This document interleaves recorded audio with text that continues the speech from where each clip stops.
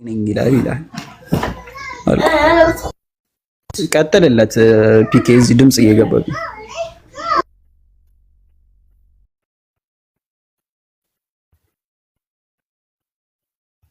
ፒኬ ቀጥል ከተመቸ በጣም ድምጽ እየገባኝ እሺ ይሄ ሐሳቡ ገብቷል የስሚዞ ሐሳቡ ገብቶኛል ግን ልስማማ አልችልም ዮሐንስ ራእይ ሙሉ መጽሐፉ ስለ ክርስቶስ ዳግም ምጽአት እያወራ የሚመጣው አብ ነው ማለት ከአውዱ ወጣ ከአውዱን አይቶ እኮ ነው አሁን አውዱ ላይ ቁጥር 4 ላይ ጀምሮ ሲያነብልህ ሜቢ አስተውለው ከሆነ ማለት ነው እዚህ ጋር ቁጥር 5 ላይ ካለውና ከነበረው ከሚመጣው ይላል ያለው የነበረው የሚመጣው ተብሎ የተገለጸው ማን ነው እዚህ ጋር በዙፋኑ ፊት ካሉት ከሰባቱ መናፍስት ይላል ኦኬ እሺ ከታመነው ምስክር ከሙታንም በኩር የምድርም ነገስታት ገዢ ከሆነ ከኢየሱስ ክርስቶስ ጸጋና ሰላም ለእናንተ ይሁን ይላል እዚህ ጋር የተቀመጡት ሶስት ነገሮች ናቸው አንደኛ ካለውና ከነበረው ከሚመጣውም ተብሎ ተቀምጧል ሁለተኛ ደግሞ በዙፋኑ ፊት ካሉት ከሰባቱ መናፍስት ይላል ከዛ ሶስተኛው ማን ነው ከኢየሱስ ክርስቶስ ጸጋና ሰላም ለእናንተ ይሁን ይላል ሶ ካለውና ከነበረው የተባለው አብ ነው ኢየሱስ ክርስቶስ አይደለም ኦኬ ስለዚህ ወደዛ ድምዳሜ እንዴት ልትሄድ እንደቻልክ አልገባኝ እዚህ ጋር አሁን ቁጥር 8 ላይ ያለው የሚለው የሚያስቀምጠው ተመሳሳይ ነገር ነው ያለውና የነበረው ተብሎ የተጠቀሰ ሌላው ደግሞ ጌታ አምላክ ተብሎ ከእግዚአብሔር አብ ውጭ የተጠቀሰ አካል የለም ጌታ አምላክ ራእይ ላይም ጌታ አምላክና በጉ ብሎ ኢየሱስ ክርስቶስንና እግዚአብሔር አብን ለይቶ ያስቀምጠዋል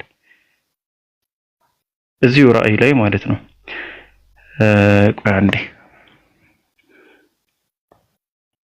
ፒኬ ከጨረስክ አንድ ሐሳብ አለኝ እዛ ላይ ቀጥል ሃይቪ እስቲ ቆይ አንድ ነገር ብቻ አጭር ነገር ልጠይቀው ሰላም ነህ እሺ ቆይ አንዴ እዚህ ራእይ ላይ ማለት ነው ዮሐንስ ራእይ ምዕራፍ 21 ቁጥር 22 ላይ ሁሉንም የሚገዛ ጌታ አምላክ እና በጉ ይላል መቅደሷ ናቸውና መቅደስ በእርሷ ዘንድ አላየሁም ይላል ሁሉንም የሚገዛ ጌታ አምላክ ተብሎ የተጠቀሰው ማን ነው በዚህ ኮንቴክስት አብ አዎ እና በጉ ይላል ይሄ ራእይ ነው ራእይ ላይ እስኪ ከእግዚአብሔር አብ ውጭ ጌታ አምላክ ተብሎ ወይም ደግሞ ሁሉንም የሚገዛ ጌታ አምላክ ወይም ያለና የነበረ ባጭሩ ይሄ ማስክ ያፈለኝ ነው ቆይ እንዴና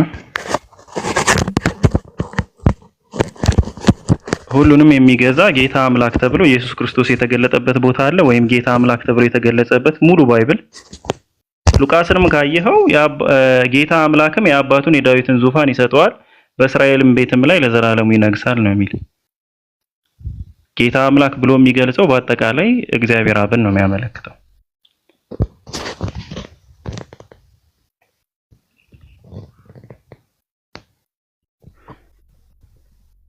የምትፈልገው ነገር ካለ እኔ ከፍትልሃለሁ እሺ ወደ ሌላ ቦታ አትሄድ እንድከፍትልህ የምትፈልገው ነገር ካለ ከፍትልሃለሁ ኦኬ ኦልቤንሽ ቀጥል ኦልቤና አውራ እዛው ጋር አንድ 8 ላይ አንድ 4 እና አንድ 8 ይመልስልኝ ራእይ ላይ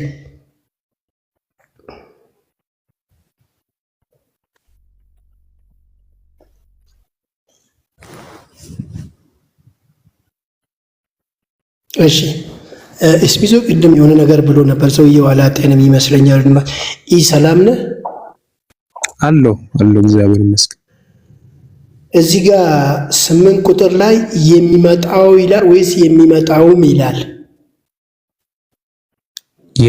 ከሚመጣውም ምን አለች አይደለ አዎ እሺ በጣም አሪፍ የሚመጣው ብልና የሚመጣውም ቢል በሁለቱ መካከል በቋንቋ ልዩነት አላቸው ወይስ አንድ ናቸው እስኪ አስረዳኝ ምንድነው ልዩነቱ አይ መጀመሪያ አንተ ያረጋግጥልኝ በዚህ ንግግር አንድ ነው ወይስ አይደለም እኔ አሁን የተናገርኩት ምንድነው አንደኛ ሁለት ነገር ነው የተናገርኩኝ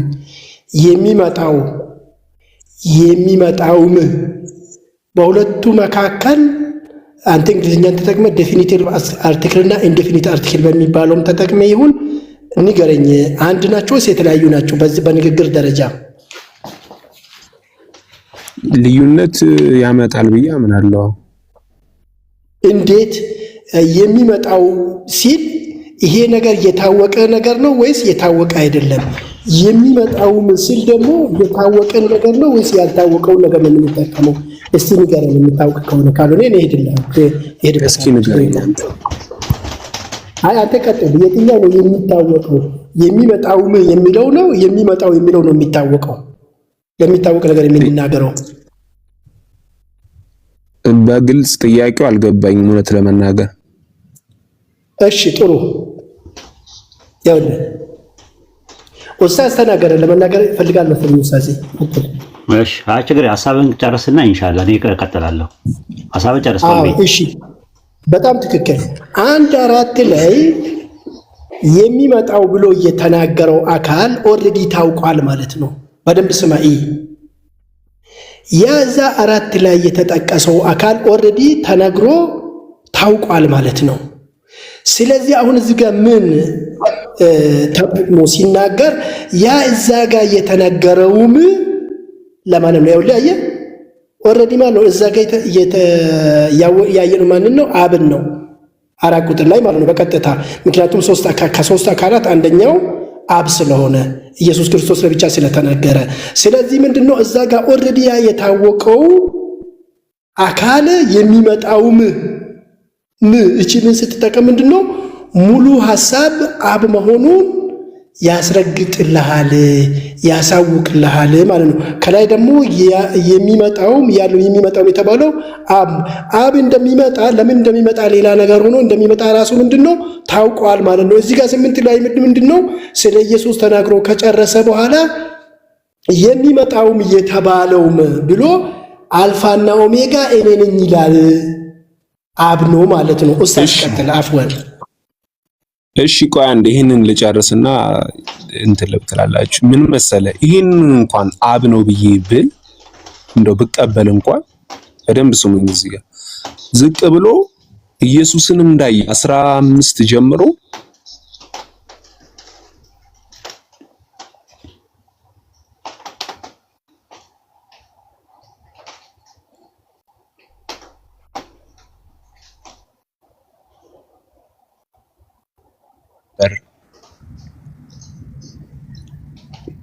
ይሰማል?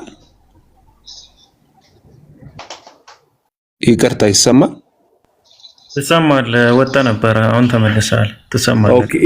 ይሄ ለአብ ነው እንኳን ብትሉኝ ይቅርታ። አንዴ 15 ላይ ሄድልኝ። 15 16 ላይ ቆይ 1:8 እንጨርስ ብኬ 1:8 ይደቅ መጀመሪያ። ምክንያቱም ህዝቡም ይሄ ቢያልቅም ላይ 1:8 ላይ ነውና ይሄ ቢያልቅም እንጨርሰው ያንን እንጨርሰው ግድ የለም። ይሄ እሺ ለአብ ነው ብዬ ልቀበልልህ።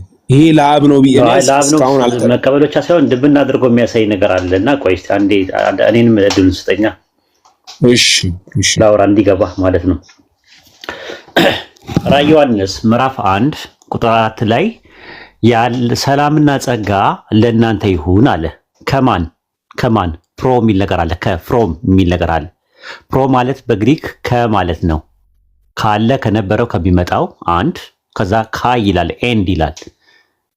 ከሰባቱ መናፍስት ይላል። ሰባቱ መናፍስት እነማን ናቸው? ራዕይ 8:2 ላይ ሰባቱ መላእክት ናቸው ሰባቱ መናፍስት የተባሉት። ራዕይ 5:7 ላይም አሉ ወደ ምድር የተላኩ የእግዚአብሔር ሰባቱ መናፍስት ተብለዋል። ራዕይ 4:7 ላይም እንደዛ ነው የሚናገረው። ራሱ በእግዚአብሔር ፊት የሚበሩት ሰባቱ መናፍስት ተብለዋል። ሰባቱ መናፍስት ካለ በኋላ ከዛ ቀጥሎ ካይ ይልና ኤንድ ይልና አፖ ይላል። ከዛ ከሙታን በኩር ለሆነው ከታመነው ምስክር ይልና ይቀጥላል። አሁን ራዕይ ዮሐንስ ምዕራፍ 1 ቁጥር 3 ላይ ስትመለከተው 3 ሀልዎቶች 3 ህልውናዎች ተጠቅሰዋል። ማማን ናቸው?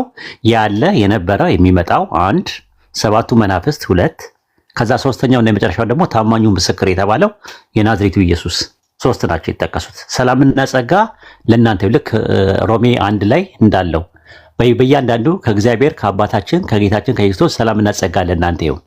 አሁን ግን የተባለው ከማን ነው? ከ3 አካላቶች ናቸው። ሶስት እንትኖች ናቸው የተጠቀሱት አለውቶች። አንደኛ የመጀመሪያ ያለ የነበረ የሚመጣው ነው። ሁለተኛው ደግሞ የሚመጣው ደግሞ ሰባቱ መናፍስት ናቸው። ሶስተኛውና የመጨረሻው ደግሞ ምንድነው? ታማኙ ምስክር የተባለው ነው።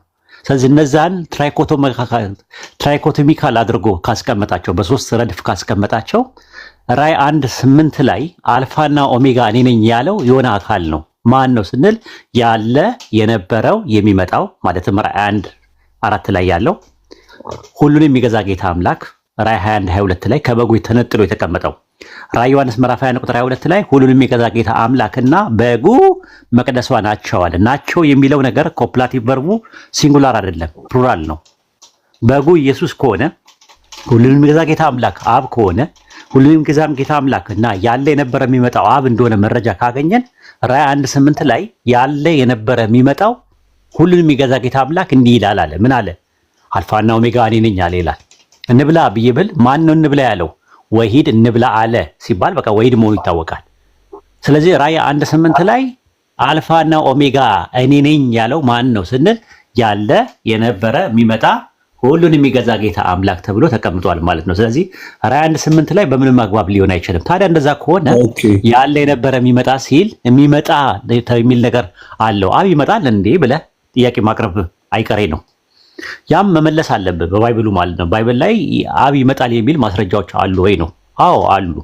ለምሳሌ ኤግዛምፕል ብለን ስንል ከብሉይ ኪዳን ቅድም ጠቅሶላል ዳንኤል 8:7-22 ላይ በዘመናት የሸመገለው እስኪመጣ ድረስ አለ።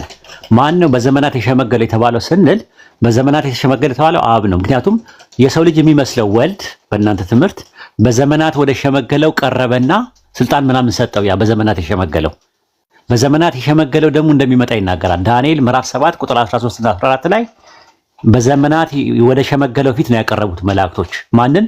የሰው ልጅ የሚመስለውን ከሰማይ ደመናት ጋር ሲመጣ ማለት ነው። ስልጣን እንደተሰጠው ላይ ይናገራል። ስለዚህ የሰው ልጅ የሚመስለው ወልድ ከተባለ በዘመናት የሸመገለው የተባለው አብ ነው። የአዲስ ኪዳን ማስረጃ ይኖር ይሆን አብ እንደሚመጣ የሚያሳይ? እንዴታ! የቱ ጋር? የማቴዎስ ወንጌል ምዕራፍ 21 ቁጥር 34 ላይ የወይን አታክልት ባለቤት ነበር አለ። ከዛስ ባሮቹን ላከ፣ ባሮቹን ገደሉበታል። ከዛ በኋላ ደግሞ ልጄን ያፍሩት ይሆናል ብሎ ቁጥር 37 ላይ ልጁን ላከ ይላል። ከዛስ ልጁን ይሄ ነው ወራሹ ምናምን ብለው ወደ ውጭ አውጥተው ገደሉት አለ። ከዛ ምን አለ? ቁጥር 40 ላይ የወይን አታክልት ባለቤቱ ልጁን የላከው ባሮቹን የላከው በሚመጣ ጊዜ ምን ያደርግባቸዋል አለ? ይፈርዳል። ማን ነው የወይን አታክልት ባለቤት በሚመጣ ጊዜ የተባለው? ማቴዎስ 21:40 ላይ ማን የተባለው? የወይን አታክልት ባለቤት የተባለው ማን ነው? ልጁን የላከው ባሮቹን ሲልክ የነበረው ማን ነው? በአውዱ መሰረት ተመለስ። ሚት አድርጎኝ ነበር፣ ይቅርታ። ልክ ነህ፣ እስማማለሁ። አብ ሊፈርድ እንደሚመጣ አምናለሁ።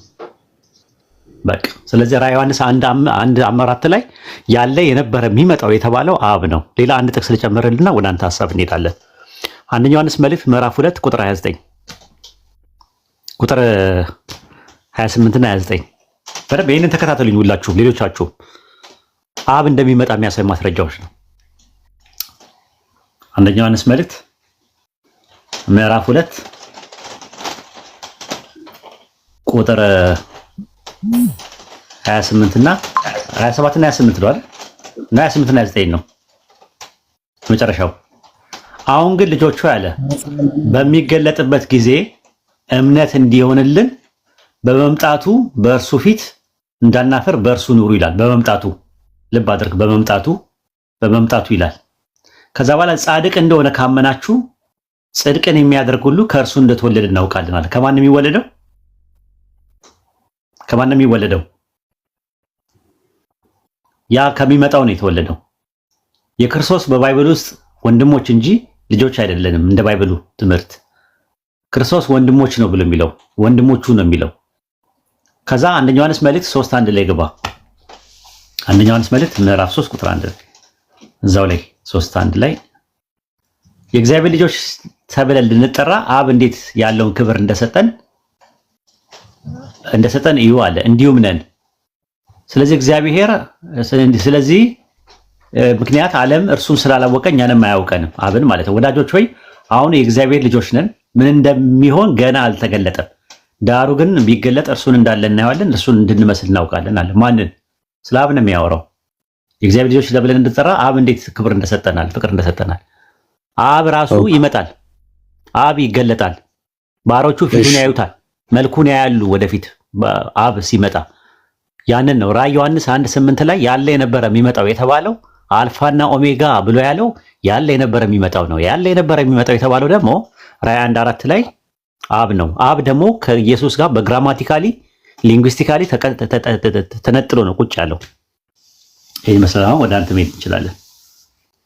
እሺ ይሄ እስከ የሆነ ኤክስቴንት ነው ሊያሳምነኝ የሚችለው፣ ግን ዝቅ ብሎ እዛው 15 ላይ ብትሄድልኝ ፒኬ 14 ጀምሮ ብናነበው ስለ ኢየሱስ ነው የሚያወራው። 14 ጀምሮ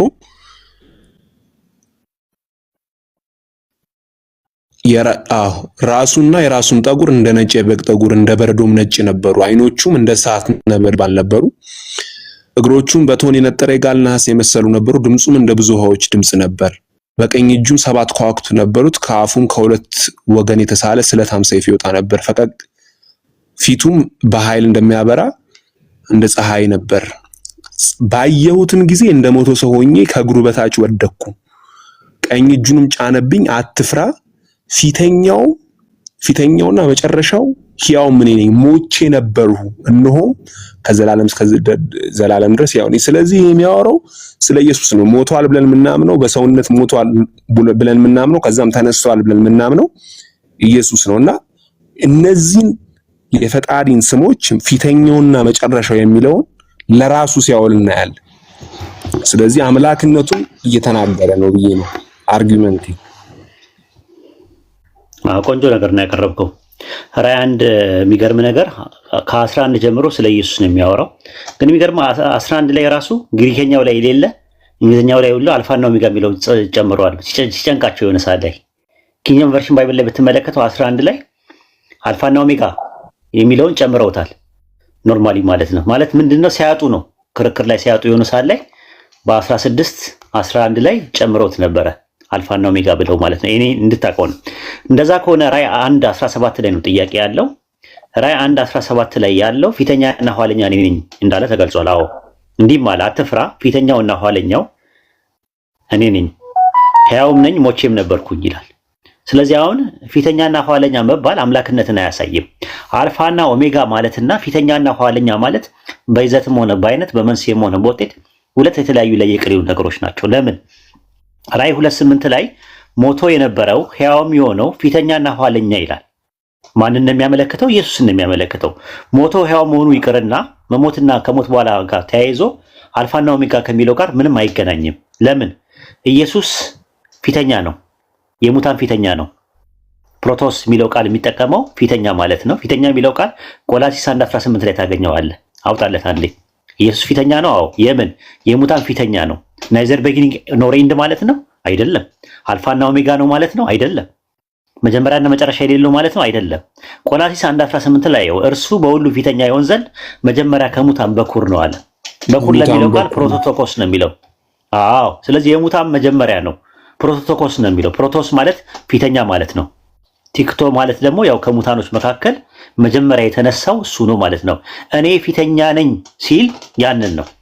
ኋለኛ ነኝ ማለት ምን ማለት ነው ብለን ስንል አንደኛ ቆሮንቶስ ምዕራፍ 15 ቁጥር 45 ላይ የፊተኛው አዳም ሕያው ነፍስ ሆነ ተብሎ ተጽፏል። ኋለኛው አዳም ግን ሕይወትን የሚሰጥ መንፈስ ሆነ አለ። ኋለኛው ለሚለው ቃል ኤስካቶስ ነው የሚለው። ስለዚህ ኢየሱስ ከሞት ሲነሳ ፊተኛና ኋለኛ ሆነ። ኋለኛ አዳምና የሙታን ፊተኛ ሆነ። ከዛ ጋር አያይዞ ነው ለመናገር የፈለገው እንጂ አልፋና ኦሜጋ ከሚለው ጋር በፍጹም የሚገናኝ ነገር አይደለም። ኦኬ፣ እንደዛ ከተባለ ፊተኛና ኋለኛ የተባሉ ሰዎች ሳሉ ወይ ከኢየሱስ ውጪ? አዎ አሉን።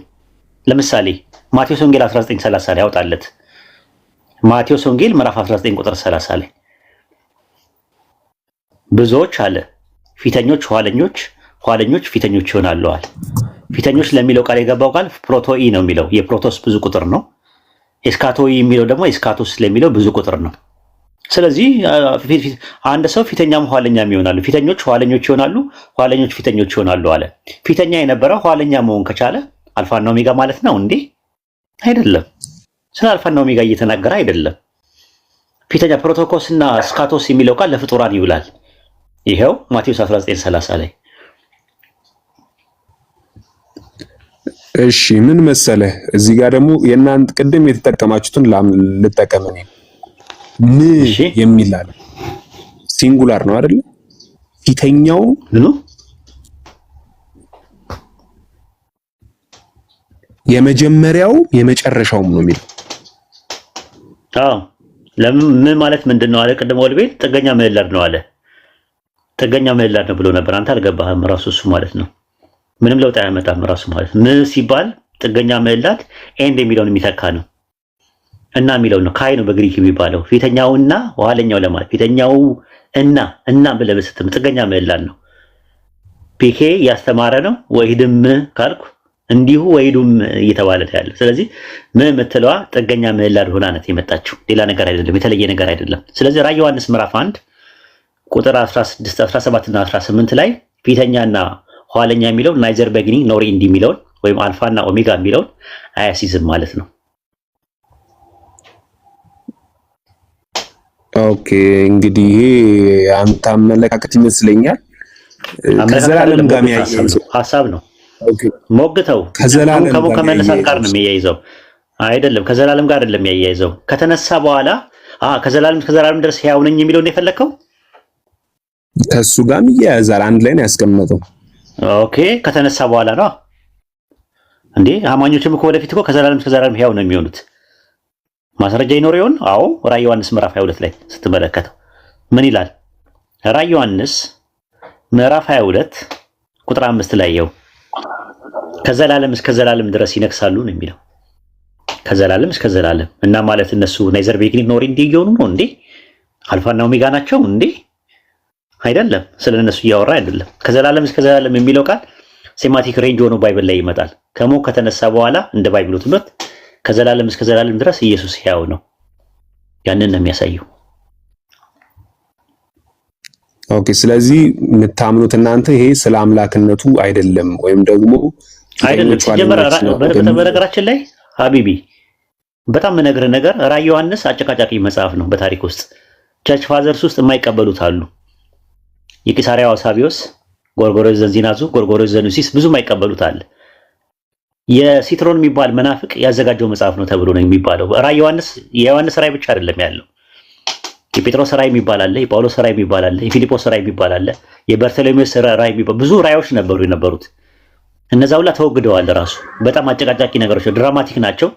ግሪክ ውስጥ ያሉትን እንትኖች የሚያሳይ ነው ተብሎ አጨቃጫቂ መጽሐፍ የነበረ ነው። ቁርአን በነገራችን ላይ በጣም ደስ ያለኝ ነገር ስለ ራዕየ ዮሐንስ አያወራም። እኛ በራዕየ ዮሐንስ እንድናወራ ቁርአን እንትን አላሰ ኮንፈርሜሽን አልሰጠንም። ለእናንተ ግን ማስረጃ ስለሚሆን ለእኛ መረጃ እንዲሆን እና ከእናንተ ጋር ዲያሎግ ስናደርግ ኢቨን ራዕየ ዮሐንስ መጽሐፋችሁ ራሱ አልፋና ኦሜጋ የሚለው የኢየሱስ ክርስቶስን አምላክ እንጂ ኢየሱስን አይደለም ብለን እየሞገትን ያለ ነው በዚህ ጉዳይ ላይ። ስለዚህ ራዕይ 1:8 ላይ ያየ ነው። ራዕይ 1:17 ላይ ያመጣ ራዕይ 1:17 ላይ ያመጣው ሴማቲክ ሬንጅ ነው። ሴማቲክ ሬንጅ መሆኑን የምታውቀው ሪላቲቭ መሆኑን አብሶሉት አለመሆኑን የምታውቀው በምን ያስቀምጠዋል?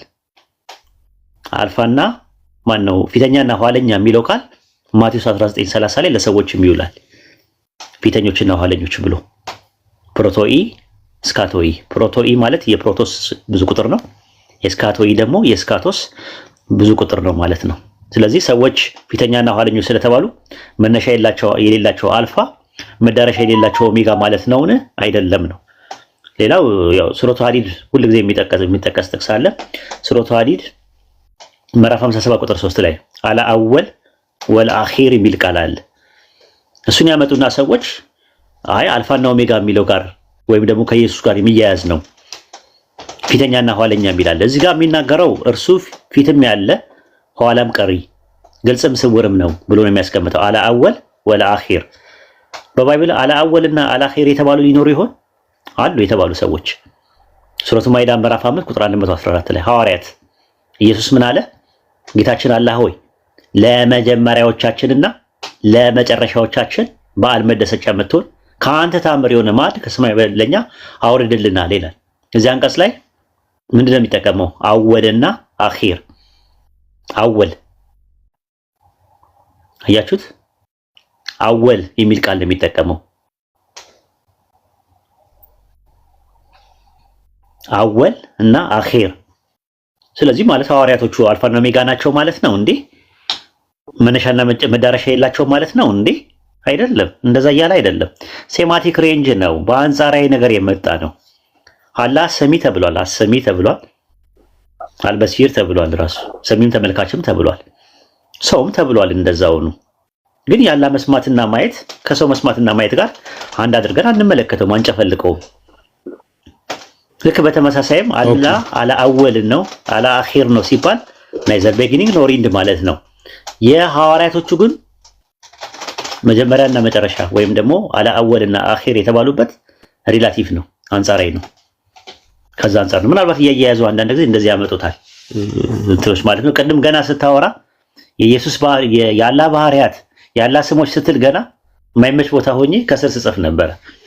አሁን የሚያወራው ያላ ባህሪያት ሲል ገና ስትል ከመጽሐፍ ቅዱሱ ጋር ይያያዛል ስትል ከራይ ጋር ገና ስትል አላ አወል ሊል ነው አልኩኝ ራሱ ማለት ነው። ለምንድን ነው ያልኩት? ይሄ ድሮ ነው የዛሬ 6 ዓመት 7 ዓመት የነበረ አርጊውመንት ነው። አሁን ለውጠውታል ክርስቲያኖች ብታጠና። አሁን ዘምኗል ጥያቄያቸው ራሱ ማለት ነው። የኛም ጥያቄ ዘምኗል፣ የነሱም መልስ ዘምኗል። የኛም ጥያቄ ዘምኗል፣ የነሱም ጥያቄ ዘምኗል፣ የኛም መልስ ዘምኗል። አሁን ኮምፓራቲቭ ሪሊጅን በጣም ከፍ ብሏል ራሱ ማለት ነው። አሁን ከዱቤ ወጥተዋል። ሰው ከዱቤ ወጥቶ በቃ በራሱ ነው መግዛት የጀመረው። ከችርቻሮ ወጥቷል ሰው በአሁኑ ሰዓት። ከጉሊት ወደ ጉልላት ሄዷል በአሁኑ ሰዓት ሰው። ከጥቃቅና አነስተኛ ወደ ኢንዱስትሪ ውስጥ ነው የገባው ሰው። ነይ ለማለት ፈልጌ ነው። ፒኬ ሉጣ እኔ ይቅርታ ሳትሄድ ወሂድ። እሺ እዚህ ጋር ግን በእንግሊዘኛው ሳነበው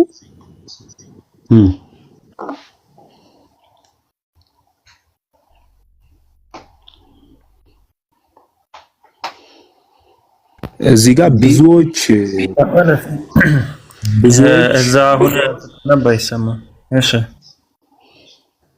ኦኬ። ፊተኛና ኋለኛ የሚለውን ከወንጌላት ላይ ከተጠቀሰው ፊተኞችና ኋለኞች ወይ ደግሞ ስለ ብዙ ሰዎች ስለሚያወራው ነው ብለህ ነበርና እዚህ ጋር ግን the first and the last ነው የሚለው አንድ ስለ አንድ ሰው ነው የሚያወራው።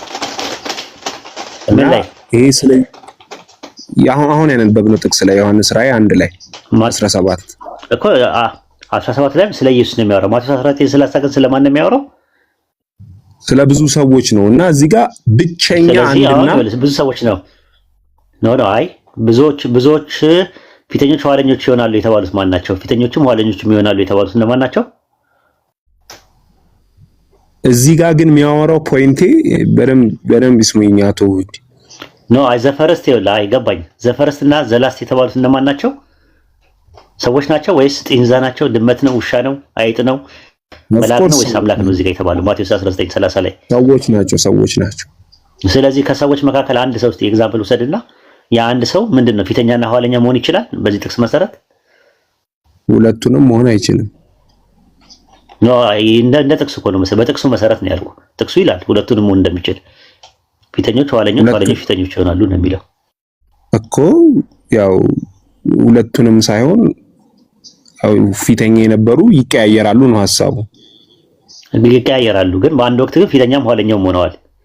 ያ ስለዚህ በጣም አመሰግናለሁ። ስለዚህ ፊተኛና ኋለኛ የሚለው ቃል ሴማቲክ ሬንጅ ሆኖ ይመጣል፣ አንጻራዊ ሆኖ ይመጣል። ግን እዚህ ጋር ፖይንቴን ሚስ እያደረኩ ነው። አላረኩትም፣ በፍጹም አላረኩትም። እዚህ ጋር the first and the last ነው የሚለው ስለ አንድ ሰው ነው የሚያወራው። የሆነ the first and the last እንግሊዝኛው ፈርስት እና ላስት አይልም። እዚህ ጋርስ the first እና the last አይልም እኮ። እነዚህ ብዙ ናቸው። እዛ ጋር ግን ስለ አንድ እኮ ብዙ the first ምን ችግር አለው ታዲያ እንደዛ ቢሆኑ? አሁን ለምሳሌ አንድ ኤግዛምፕል ልስጥህ። እንትን ላይ ዮሐንስ ወንጌል ምዕራፍ 10 ቁጥር 35 ላይ እኔ አማልክት ናችሁ ሁላችሁም አማልክት ናችሁ አልኩ ተብሎ ተጽፏል አለ። የእግዚአብሔር ቃል የመጣላቸው አማልክት ተብለዋል። አማልክት የተባሉት እነማን ናቸው? ነቢያት ናቸው አይደለ? የእግዚአብሔር ቃል የመጣላቸው እሺ ተብለዋል። አማልክት አይደል? አማልክት ተብለዋል። አዎ አማልክት የተባሉት ነቢያቶች ናቸው አይደል? የእግዚአብሔር ቃል የመጣላቸው። አዎ እሺ ጥሩ። ስለዚህ አማልክት የአምላክ ብዙ ቁጥር ነው ወይስ አይደለም? የአምላክ ብዙ ቁጥር ነው። ኦኬ ጥሩ። ሙሴ ደግሞ ዘጸአት 7:1 ላይ አምላክ ተብሏል አይደል? አዎ። ስለዚህ ነቢያቱ አማልክት መባላቸው ሙሴ ለብቻው አምላክ መባሉ ስፔሻል ያደርገዋል? በዚህ ኬዝ አያደርገው። በቃ እንደዛ ማለት ነው። ራዕይ 1:17 ኢየሱስ ፊተኛና ኋለኛ መባሉ፣ በጥቅል ደግሞ ሰዎች ደግሞ ማቴዎስ ወንጌል ምዕራፍ 19 ቁጥር 30 ላይ ፊተኛና ኋለኞች መባላቸው ምንም የሚለየው ነገር የለም። ቃሉ አንድ አይነት ነው አፕላይድ የሚሆነው። አንደኛ ነገር ደግሞ መያዝ አለብህ። አንደኛ ነገር፣ ሁለተኛ ነገር ደግሞ ምንድነው ፊተኛ የሚለው ፕሮቶስ የሚለው ቃል የምን ፊተኛ የሚለውን ነገር ይፈታልናል ባይብሉ ራሱ። ራዕይ ዮሐንስ ምዕራፍ 1 ቁጥር 18 ላይ ያለውን የሚፈታልን ማን ነው? ቆላሲስ ምዕራፍ 1 ቁጥር 18 ላይ ያለው ነው።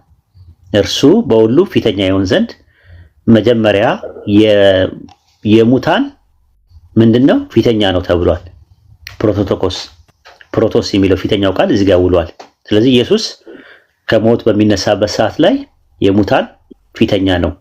ከዛስ ኋለኛው ነው ወይ ሲባል አዎ ከሞት ሲነሳ አንደኛ ጴጥሮስ 3:18 ላይ በስጋ ሞተ በመንፈስ ግን ሕያው ሆነ አለ። ስለዚህ ሁለተኛው አዳም ሕይወትን የሚሰጥ ምን ሆነ? መንፈስ ሆነ አለ። አንደኛ ቆሮንቶስ 15:45 ላይ ኋለኛ አዳም የሆነውና ኋለኛው አዳም ኢየሱስ የሆነውና የሙታን ፊተኛ የሆነው ፊተኛም ኋለኛም የሆነው ከሞት ከተነሳ በኋላ አድርጎ ነው ባይብሉ የሚያስቀምጠው። ለምን? ራዕይ ዮሐንስ 2:8 ላይ ታገኘዋለህ። ሞቶ የነበረውና ሕያው የሆነው ፊተኛና ኋለኛ እንዲህ ይላል። ራዕይ 2:8 ላይ ሞቶ የነበረውና ሕያው የሆነው ፊተኛና ኋለኛ ያያያዘው ከሞት ከመነሳት ጋር ነው እንጂ ከጥንት ጀምሮ ከፍጥረት በፊት መኖሩንና ፍጥረተ ዓለም እንደማሳልፈው ከመኖር ጋር አይደለም ያያያዘው። ይሄ ነው ራሱ ማለት ነውና አይበቃኝም፣ አትለቀኝም፣ አልሄድም። ኦኬ እዚህ ጋር እንደው የቅድሙን ለማንሳት ያህል ፈርስት ኤንድ ዘ ላስት ነው የሚለው። እዚህ ጋር ስለ አንድ ፊተኛና ስለ አንድ ኋለኛ ነው የሚያወራው። ትክክል። ቅድም የሰጠው ላይ ዘጸአት 7:1 ላይም አምላክ የሚለው ጋድ የሚለው ስለ አንድ ሰው ነው የሚያወራው። ስለማን ነው የሚያወራው? ስለማን ነው የሚያወራው? ኦኬ ስለ ሙሴ ነው የሚያወራው። ከዛ ደግሞ ዮሐንስ ወንጌል 10:35 ላይ ደግሞ አማልክት የሚለው ደግሞ የሚሰራው ደግሞ ለብዙዎች ነው የሚሰራው። ራዕይ ዮሐንስ 1:17 ላይ ደግሞ ፊተኛና ኋለኛ የሚሰራው ለአንድ ነው የሚሰራው ለኢየሱስ። እንደገና ደግሞ ላይ ማቴዎስ ወንጌል ምዕራፍ 19 ቁጥር 30 ላይ ደግሞ ለብዙ ሰዎች ፊተኛና ኋለኛ የሚለው ለብዙ ሰዎች ይፍጠራል። ስለዚህ አሁን ያመጣው አርጊውመንት ቴዎሎጂካል ፋክተር የለውም፣ ቴዎሎጂካል ኢምፕሊኬሽን የለውም፣ ሎጂካል ፋላሲ ያለው ራሱ ማለት ነው። ምንም የሚያመጣው ነገር የለም። ቴዎሎጂካሊ ምንም የሚያመጣው ነገር የለም። ማተር አላመጣም። ቴዎሎጂካል ማተር ያመጣል ካልክ ሊንጉስቲካሊ፣ ግራማቲካሊ፣ ኮንቴክስቹዋሊ እና ቴክስቹዋሊ የሆነ አፕሮች ተጠቅመህ መሞገት አለብህ እንጂ ይሄኛው እዚህ ጋር ስለተጠቀመ እዚህ ጋር መጠቀም አለበት እዚህ ጋር ስፔሻል ያደርገዋል ምናምን የሚባል ነገር የለውም ራሱ ማለት ነው። በነገራችን ላይ እኔ ትል ነኝ ያለ ነብይ ታውቃለህ? በባይብል ውስጥ አላስታውስም። እኔ ትል ነኝ ያለ አንድ ነብይ አለ። ትል ነኝ ያለ በባይብል ውስጥ እኔ ትል ነኝ ያለ ነብይ አለ? አንድ የምታውቀው ነብይ አለ ከአንድ ነብይ ውጪ? እኔ ትል ነኝ ያለ አንድ ነብይ የለም ከአንድ ነብይ ውጪ። ስለዚህ ያ ነብይ አምላክ ነው፣ አምላክ ነው። ይሄ እሺ ያ ነብይ አምላክ ነው። ይሄ ያው ዳዊት የሚባለው አምላክ ነው። አምላክ አይደለም፣ ፈጣሪ ነው። አይ ፈጣሪ ነው ብለን ምንም ያው አባባል ነው እሱ። እሺ ያው ትል ነኝ ብሏል። ትል ነኝ እስቲ ከዳዊት ውጪ እኔ ትል ነኝ ያለ አምጣ። አንተ ከዳዊት ውጪ እኔ ትል ነኝ ያለ አምጣ።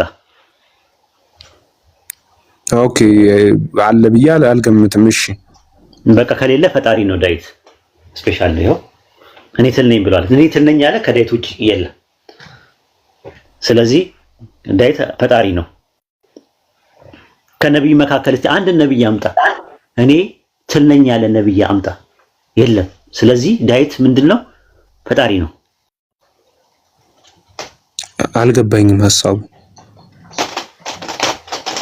እኮ አንድ ነገር የተነገረ ነገር ለአንድ ነገር ብቻ አገልግሎት ላይ ስለዋለ ያንን አካል ስፔሻል አድርጎ ያሳያሉ ወይ ነው?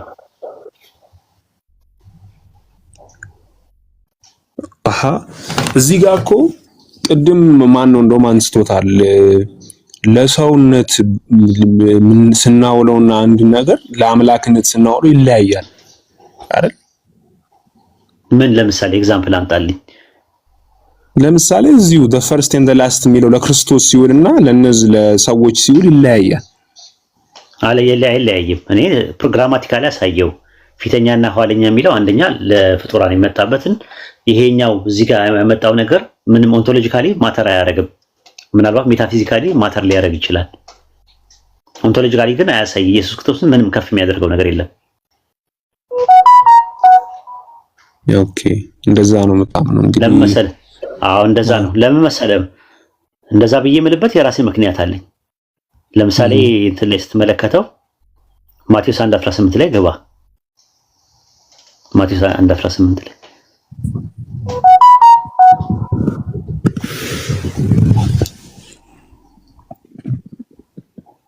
ይታያል።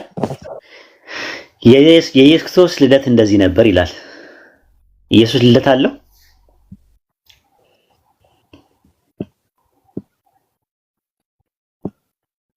ልደት አለው?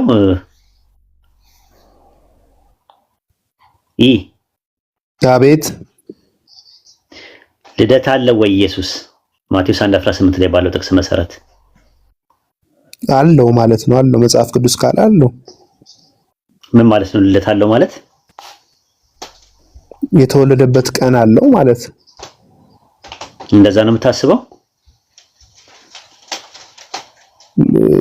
ምን ማለት ነው? እሺ ምን ብለን የተረዳው? ጥሩ ጄኔሲስ ነው የሚለው ግሪከኛው ቃል ምን ማለት እንደሆነ ላሳይ። ዘፍጥረት 2:4 ላይ ያወጣለት። ዘፍጥረት 2:4 ላይ ያወጣለት።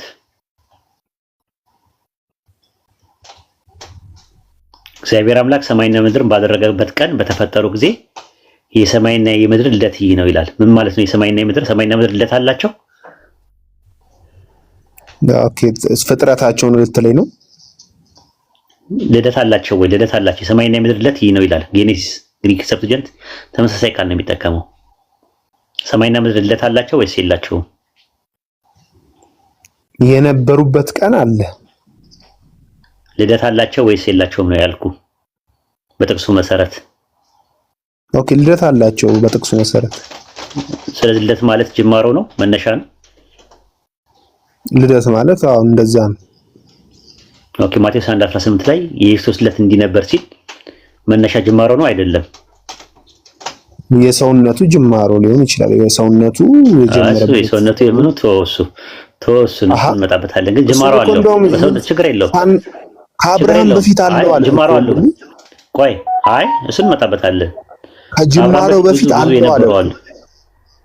ቆይ ኧረ ችግር የለውም። ማቴዎስ 1:18 ላይ መሰረት ልደት አለው ሲባል ጅማሮ መኖሩን ትቀበላለህ? ለሰውነቱ ኦፍ ኮርስ በሰውነቱ ላይ ሁለት የሚጋጩ ነገር ነው። ሁለት የሚጋጩ ነገሮች ናቸው። አምላክና ሰው የሚጋጩ ነገሮች። ለሰውነቱ ካልክ ሰው በመሆኑ ጅማሮ አለው። ሰውነቱ ምድር ላይ ሰውነቱ አይልም እኮ ሰውነቱ አይልም። ጥቅሱ የኢየሱስ ክርስቶስ ልደት መጀመሪያ እንዲህ ነበር ነው የሚለው። የኢየሱስ ልደት የሰውነቱ አይልም። ስለ መሲሁ ነው የሚያወራው አይደል? አይልማ እንደዛ። የኢየሱስ ልደት እንዲህ ነበር ነው መሲሁ ነው ወዳጅ። ክራይስት ማለት መሲሁ ማለት አይልማ። ሰውነቱ አይልማ። እዚህ ጋር ሰውነቱ አይደለም የኢየሱስ ልደት ነው የሚለው እኮ። ክርስቶስ ካልክ እኮ መሲህ ነው የምታወራው። ክርስቶስ ማለት የተቀባ ነው። ክርስቶስ ማለት የተቀባ ማለት ነው አይደለ እኮ?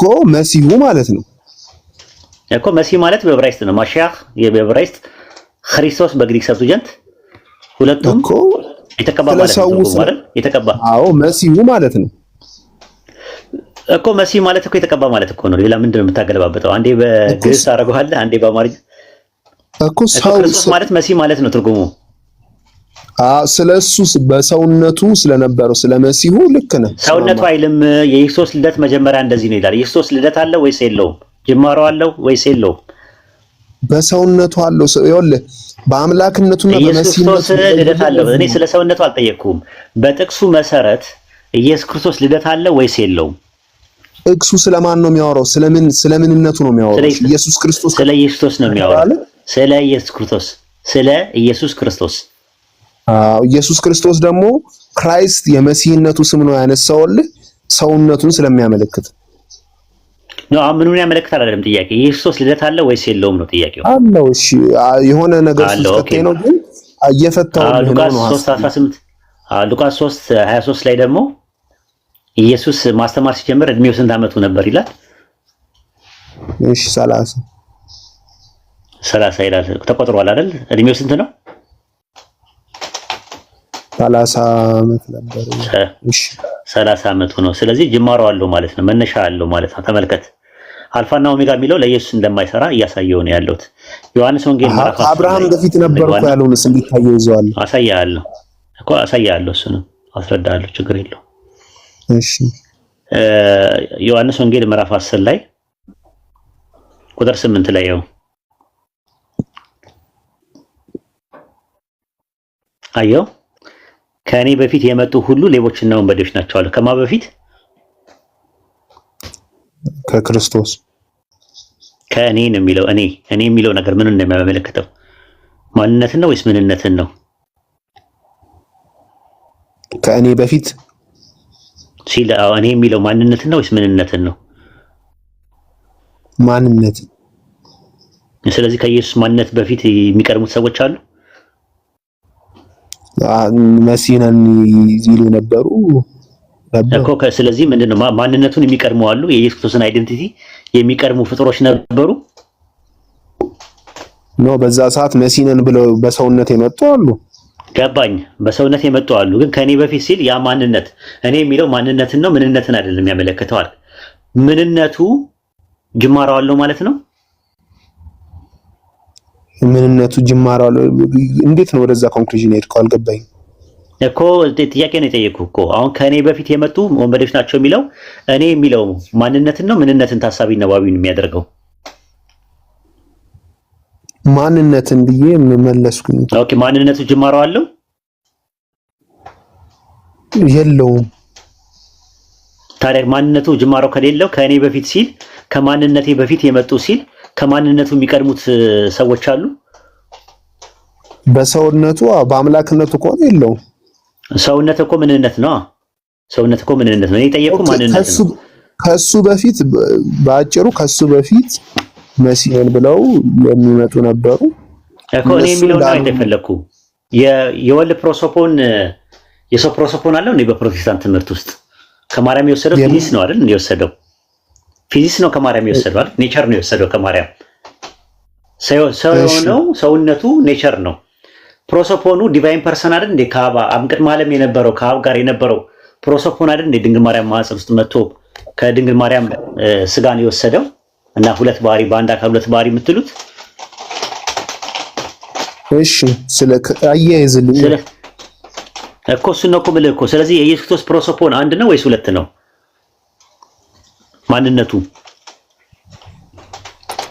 እዛ ጋር ይኸውልህ በሰውነቱ ብቻ ሰው ሆኖ ሰውነቱ ምንነት ነው እኮ አልኩህ እኮ። ስለ ማንነት አይደለም የጠየቅኩ።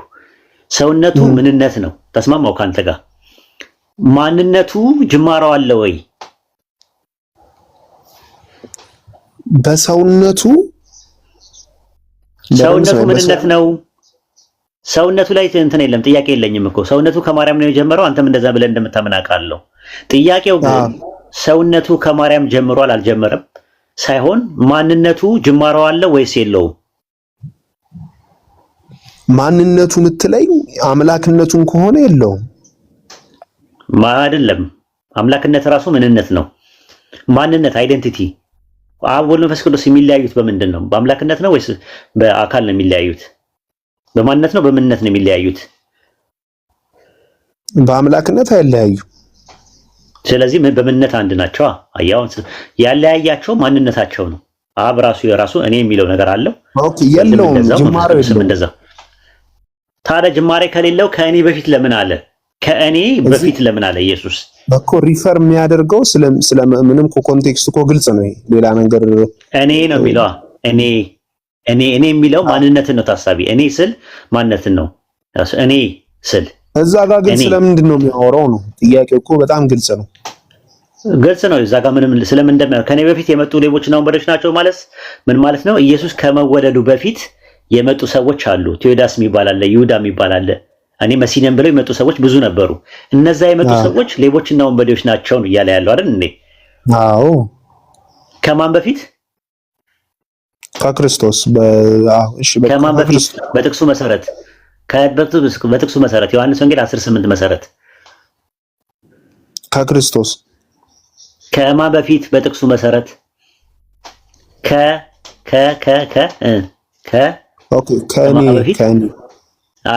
እኔ ምንን ነው? ማንነት ነው ወይስ ምንነት ነው? ማንነት እያልኩ። ስለዚህ ማንነቱ ጅማሮ አለው። ቀድሞት የመጡ አሉ ከማንነቱ። ቅድም እኮ እየዞርን ነው በሰውነቱ እያወራኝ ነበር። ሰውነት አላልኩም እኔ። ሰውነት ምንነት ነው። ሰውነት ምንነት ነው። የእናንተ ትምህርት ጋር ይጋጫል። ሰውነት ምንነት ነው። አይና ሂፖስታቲስ ነው የምትቀበሉት። ሂፖስታቲስ አንድ ነው ብላችሁ ነው የምታመኑት። ዲቫይን ሂፖስታቲስ ነው። ከሰው የወሰደው ምንም ነገር የለም። ምንነት አሁን ሰውነት ምንነት ነው። እኔ ጠየቅኩ ያለሁት ስለ ማንነት ነው የጠየቅኩ። ስለዚህ ማንነቱ ኢየሱስ ምንነቱ ጅማሮ እንዳለው ነገርከኝ። ሰውነቱ አልከኝ። ኦኬ፣ ሰውነቱ እንደዛ ከሆነ ከኔ በፊት የመጡ ሌቦችና ወንበዴዎች ናቸው ካለ የኢየሱስ አይደንቲቲ ወይም ማንነቱ ጅማሮ አለው ወይ? እኔ ማንነት ነው ልትለኝ ነው። እኔ ደግሞ የምልህ እኔ ያለበት ፖይንት ስቲል ከሰውነቱ ነው ፖይንት። እዚህ ጋር ልንስማማ አንችልም እንዴ? ሰውነት እኮ ምንነት ነው። ሰውነት እኮ ምንነት ነው እኮ በሰው። እኔ ግን ማንነት ነው። ኤጎ ምንድን ነው? ኤጎ ፕሮሶፖን ነው ወይስ ኡሲያ ነው? ኦኬ፣ እስኪ ተርጉምልኝ። ኤጎ ማለት እኔ ማለት ነው። ኡሲያ ማለት ባህሪ ነው። ፕሮሶፖን ማለት ደግሞ ማንነት አካል ማለት ነው። እኔ የሚለው እኔ፣ አንተ፣ እርሱ ተውላጠ ስሞቹ ወይም ደግሞ የመደብ ተውላጠ ስም የሚባሉት ምንን ታሳቢና ዋቢ የሚያደርጉ ናቸው። የሚያወራ ይነግርሃል። ስለ ኮንቴክስት አይደለም የጠየኩት፣ ስለ ቃላት ነው። መጀመሪያ የቃላት ፍቺ ላይ ነው እየተነጋገርን ያለ ነው።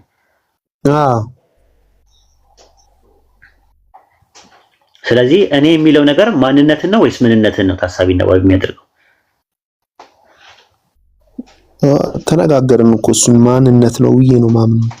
እሺ፣ ከማንነቴ በፊት የመጡ ሲል ማንነቱን የሚቀድሙ የመጡ ሌቦችና ወንበዴዎች አሉ ወይ እኮ?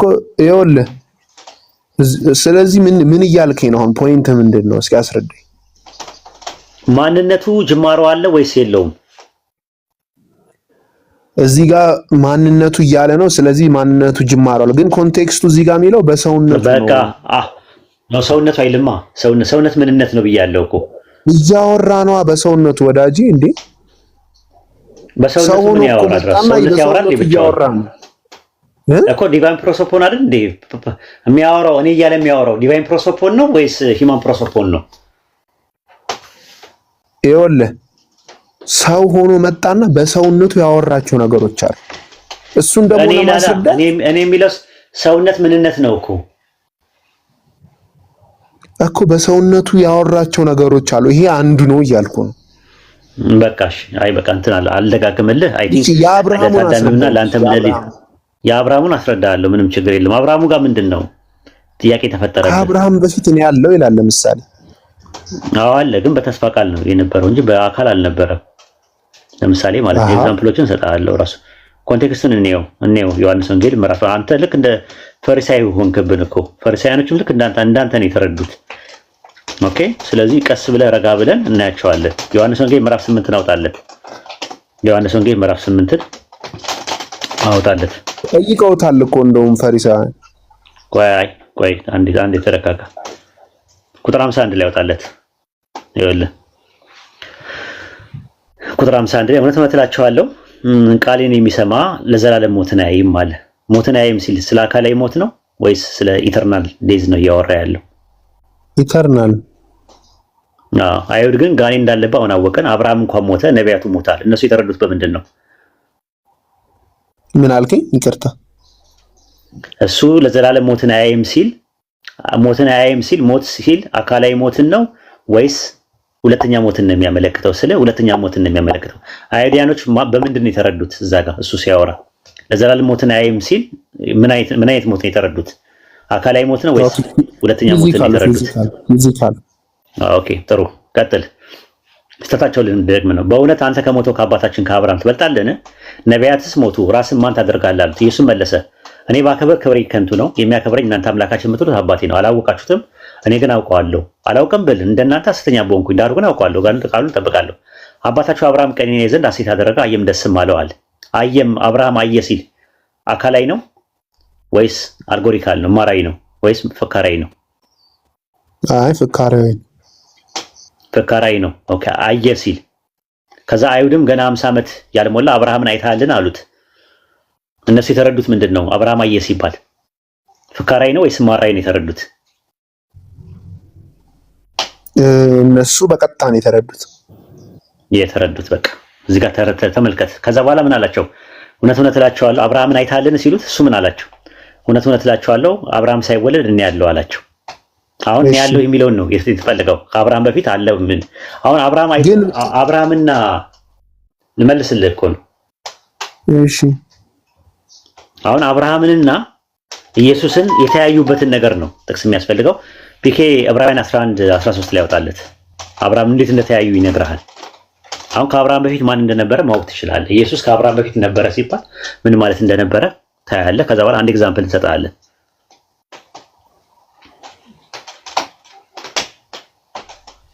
ይታያል። እነዚህ ሁሉ አምነው ሞቱ አለ። እነማን ናቸው እነዚህ ሁሉ አምነው ሞቱ የተባሉት? ከላይ ከአቤልና ኖህ ምናምን ነገር ነው አይደል? ከአብርሃም በፊት የነበሩ እነማን ናቸው የተጠቀሱት? እሺ እነዚህ ሁሉ አምነው ሞቱ አለ። የተሰጣቸውን የተስፋ ቃል አላገኙትም አለ። ማንን ነው የተስፋ ቃል የተባለው? ማን ነው እዚህ ጋር? ክርስቶስ አይደል? አዎ። ዳሩ ግን ከሩቅ ሆነው አዩትና ተሳለሙት ይላል። እንዴት አድርገው ነው ያዩት? ከሩቅ ሆነው አዩትና ተሳለሙት። አላገኙትም እነሱ የተሰጣቸውን የተስፋ ቃል። ከሩቅ ሆነው አዩትና ተሳለሙት አለ አይደል? ሰላምታ ሰጡት ይላል። ማንን ነው ከሩቅ ሆነው አይተው ሰላምታ የሰጡት? ክርስቶስን። በምን ደረጃ ነው ያዩት? አልገባኝም ጥያቄ። እነዚህ ሁሉ አምነው ሞቱ፣ የተሰጣቸውን የተስፋ ቃል አላገኙትምና አለ። የተስፋ ቃልን ያላገኙት በአካል አላገኙትም። በተስፋ ቃል ተሰጥቷቸው ነበረ። በዘሬ ምድር አሕዛብ ሁሉ ይባረካሉ የሚል ተስፋ ተሰጥቷቸዋል ለሁሉም። በእነሱ ቤተሰብ ውስጥ የሚመጣ ዘር አለ። እሱ የተሰጣቸው ነገር በተስፋ ቃል ደረጃ ነው። በተስፋ ቃል ደረጃ የነበሩት ከሩቅ ሆነው አዩትና አለ። በምንድን ነው ያዩት? በአካል ነው ያዩት? ማራይ ነው ፍካራይ ነው? ማየት የሚለውን አይ ፍካራይ ነው። ቅድም እንዳየው ፍካራይ ነው። ጥሩ። አሁን ከአብርሃም በፊት ማን ነበረ? ከአብርሃም በፊት ማን ነው ያየው? አሁን ከነዚህ በፍካራይ ያየው ማን ነው? ከአብርሃም በፊት ማን ነው? ማን አዩት የተባሉት እነማን ናቸው? እነዚህ ሁሉ አምነው ሞቱ፣ የተሰጣቸውን የተስፋ ቃል አላገኙም። ዳሩ ግን ከሩቅ ሆነው አዩትና ተብሏል። አዩት የተባሉት ከአብርሃም በፊት እነማን ናቸው? ከአብርሃም በፊት የነበሩት ልትለኝ ነው አይደል? ነው እንጂ ከአብርሃም በፊት የነበሩት እነማን ናቸው? እነማን ናቸው ያዩት? ያ የተስፋ ቃል በአብራካቸው ውስጥ የነበረው የተስፋ ቃሉ ውስጣቸው የነበረው የምድር አሕዛብ ሁሉ የሚባረኩበት ዘር ዘ ፕሮሚስድ መሲያ ይመጣል የተባለው ከአብርሃም በፊት በተስፋ ቃል አዩት የተባለው እነማን ናቸው እኮ? የነበሩት ሰዎች እነ ኖህ ምናምን ናቸው። ስለዚህ ኢየሱስ እኔ ከአብርሃም በፊት እኔ ያለው ሲል አጀማመሩ ስለ ሞት ሲያወራላቸው ሞት የሚለውን ቃል በቃል አካላዊ ነው የወሰዱት፣ እማራዊ ነው የወሰዱት፣ ፍካራዊ አይደለም የወሰዱት። ከዛ ማየት የሚለውንም የተረዱት እንደዛ ነው። ከዛ ጨመረላቸው አንድ እውነት እውነት እላቸዋለሁ ከአብርሃም በፊት እኔ ያለዋል። አሁን ኢየሱስ ክርስቶስ ከአብርሃም በፊት አለ። በማን አብራክ ውስጥ ነው ያለው? በማን አብራክ ውስጥ አለ ኢየሱስ? እንደዛ አይልም እኮ ሊወግሩት ተነሳ ነው። ሊወግሩት ተነሳ። ከዛ አላለቀም እኮ በቃ አንጠልጥሎት ነው እንትን ያለው። ፍካራዊ ነው ብለኛል። አጀማመሩ ከ51 ጀምሮ ፍካራዊ ነው እስከ 55 ድረስ ያለው የሚያሳየው ማለት ነው። እስኪ አንዴ እንመለስ። ተስፋ አላስቸገርም። እንመለስ፣ ችግር የለው። እኔ ያለው ነው የሚለው ይምራን መግባት ትችላለህ። ኤጎይሚ ማለት እኔ ያለው መሆኑ ይችላል። ኤጎይሚ እኔን ብቻ አይደለም መሆኑ የሚችለው ግሪኩ ይላል። እሺ እኔ ደግሞ መሆኑ ይችላል። አመጣልሃለሁ። ኤጎይሚ አያብን በሚል የመጣ ኦኬ። አይ ከስር ስለሚጽፍ ነው። ያው ቀጥል። ጥያቄያቸው መጀመሪያ ከ56 ጀምሮ ብናነብ ከ50 ለምን አታነበው? እንደቀደም ግድ የለም እሱን እንኳን ጀምረህ ታነበው እኮ እሱ ነው እኮ የምልህ እኮ። አሁን ምንድነው ሞት የሚለውን አካላዊ ነው እነሱ የወሰዱት፣ ግን ፍካራዊ ነበር ብለህ አልከኝ። ማየት የሚለውን ነገር እንዴት ነው? አብርሃም እንዴት ነው ያየው ኢየሱስን? አካላዊ ነው አይደለም። ግን እዛ ጋር ደግሞ የሚያወርበት አለ በደንብ እንያዋስ ገና 50 ዓመት ገና 50 ዓመት ያልሞላው አብርሃምን አይታለን አሉት። አይታለን ሲሉት አካላዊ ነው። ኢየሱስ ግን ከመጀመሪያው ጀምሮ የሚያወራው ሞት የሚለውን ማየት የሚለውን አካላዊ አይደለም እየወሰደ ያለው። ስለዚህ ቀጠለና ግን 58 ላይ ቆመዋል። እውነት እላቸዋለሁ አብርሃም ሳይወለድ ነው ያለው ሲላቸው እነሱ የመሰላቸው ቃል በቃል ከአብርሃም በፊት አብርሃም የሚባል ሰው ከመኖሩ በፊት የሆነ ኢየሱስ በአካል በህልውና ደረጃ የነበረ ሲመስላቸው ድንጋይ ሊወግሩ አነሱ እኮ። አብርሃም 50 ዓመት ያልሞላ የሚሉት እኮ እነሱ ቃል በቃል መስሏቸው ነው ማየት የሚለው ነገር ቃል በቃል ስለመሰላቸው ነው። አሁን ስለዚህ ቃል በቃል አይደለም ጉዳዩ። ኖ እሱ ግን ሲመልስም ይኸውልህ ከመጀመሪያውኑ ጀምሮ ስትመለከተው ስለ ሞት ሲያወራ የመለሰው አመላለስ ፍካሪያ እያደረገ ነው የሚመልሰው ኢየሱስ። ሞት የሚለውን ፍካሪያ ያደረገው እዚህ ጋር ግን አካላዊ ነው የመለሰው። እዚህ ጋር ግን አካላዊ ነው። ለምን መሰለህ? አይደለም። ላሳየህ እሱ እንደዚህ አይነት አጠቃቀም አንድ ሰው ላምጣልህ። ብራቮ። አሁን መተልኛ ወደ ነጥቤ። ዕብራውያን ምዕራፍ 7 ላይ ያወጣልኝ ፒኬ። ዕብራውያን ምዕራፍ 7 ላይ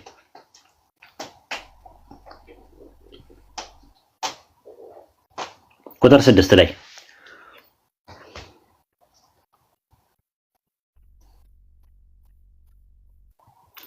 ትውልዱ ከእነርሱ የማይቆጠር ግን ከአብርሃም አስራት አውጥቷልና